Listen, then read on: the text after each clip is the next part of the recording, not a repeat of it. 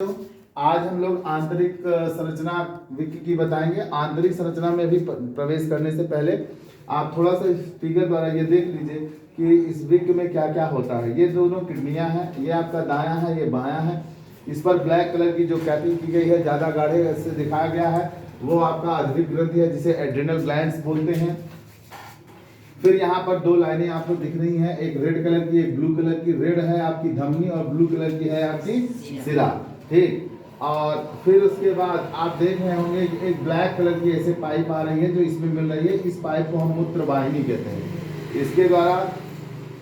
इसके द्वारा पानी का फिल्ट्रेशन हो जाता है।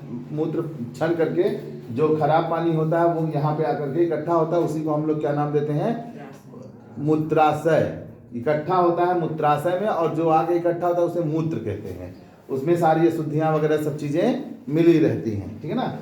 तो इसके बाद यहाँ से मूत्र के बाहर निकलने का रास्ता है, यह है यूरेथ्रा, मूत्र की पाइपलाइन, ठीक है ना।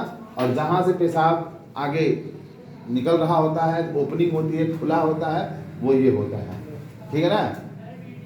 थोड़ा सा लेडीज के जेनाइटल ऑर्गन और जेंट्स के जेनाइटल ऑर्गन में थोड़ा सा अंतर होता है, ठीक है ना, थोड़ा सा अंतर होता है। पुरुष में प्रोस्टेट ग्लैंड पाई जाती है, महिलाओं में प्रोस्टेट ग्लैंड नहीं पाई जाती है। महिलाओं में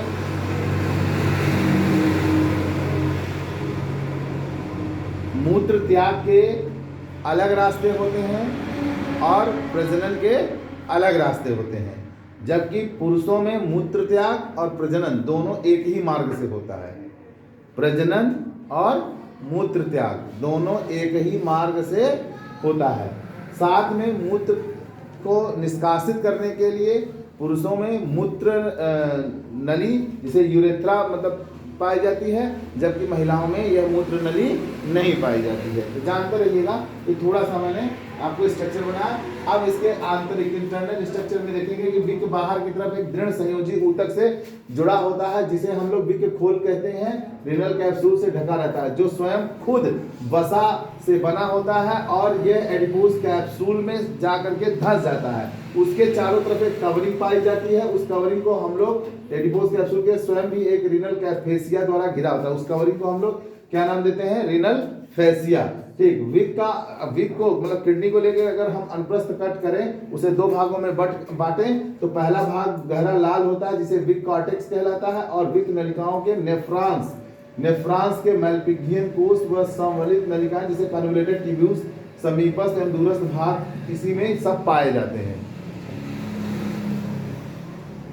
और आंतरिक स्ट्रक्चर में यदि हम चलेंगे, मतलब दूसरे भाग में चलेंगे, तो आंतरिक वाले में हल्के भाग को हम रेनल मेड्यूला कहते हैं, जो त्रिभुज के आकार का होता है। और इसमें जो त्रिभुज के आकार की संरचना होती है वो 8 से लेके 15-16 तक होती है, ठीक है ना। 8 से लेके 15-16 तक होती है, जो मतलब कल बनाएंगे स्ट्रक्चर तो उसमें समझाएंगे आप लोगों को। वो रिनल पिरामिड की तरह देखने को लगता है, जिसे हम जो रिनल कॉर्टेक्स द्वारा एक दूसरे से अलग हो जाता है, जिसे हम लोग बर्टिनी के रिनल कॉलम कहते हैं। प्रत्येक रिनल पिरामिड एक चौड़ा भाग कॉर्टेक्स की तरफ रहता है, और जिसे हम लब कॉर्टेक्स कहते हैं। प्रत्येक रिनल पिरामिड्स का जो पिरामिड बनेगा का चौड़ा भाग मतलब कुछ ऐसे बनेगा, यार थोड़ा सा बनाना पड़ जा रहा है, ये ऐसे टाइप में बनेगा।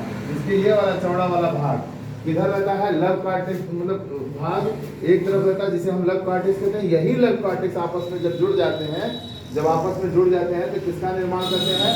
बृहद कैलिक्स का निर्माण करते हैं। और बृहद कैलिक्स में एक कीप के आकार की रिनल पेल्विस में खुलता है। कीप की संरचना जैसी होती है, मुख पाइप की तरफ होता है, किससे आकर के खुलता है? रिनल पेल्विस में खुलता है। रिनल पेल्विस एक थैले जैसी संरचना होती है। रिनल पेल्विस कैसी होती है? एक थैले जैसी संरचना होती है, जो मूत्र को मूत्रवाहिनी से में जाने से पहले इकट्ठा करती है, संग्रह करती है, एकत्र करती है, ठीक। फिर मूत्र को मूत्राशय में भेज देती है, वहां इकट्ठा करने के बाद मूत्राशय में यहाँ भेजती है। रिनल मेड्यूला में नेफ्रॉन होते हैं, यहाँ पर क्या पाए जाएंगे? नेफ्रॉन। अब इसी नेफ्रॉन की स्टोरी हम लोग अगले वीडियोस में पढ़ेंगे। आज के वीडियो में बस यहीं तक बच्चों। इसको लाइक करिए, सब्सक्राइब करिए, दोस्तों को शेयर करिए। धन्यवाद।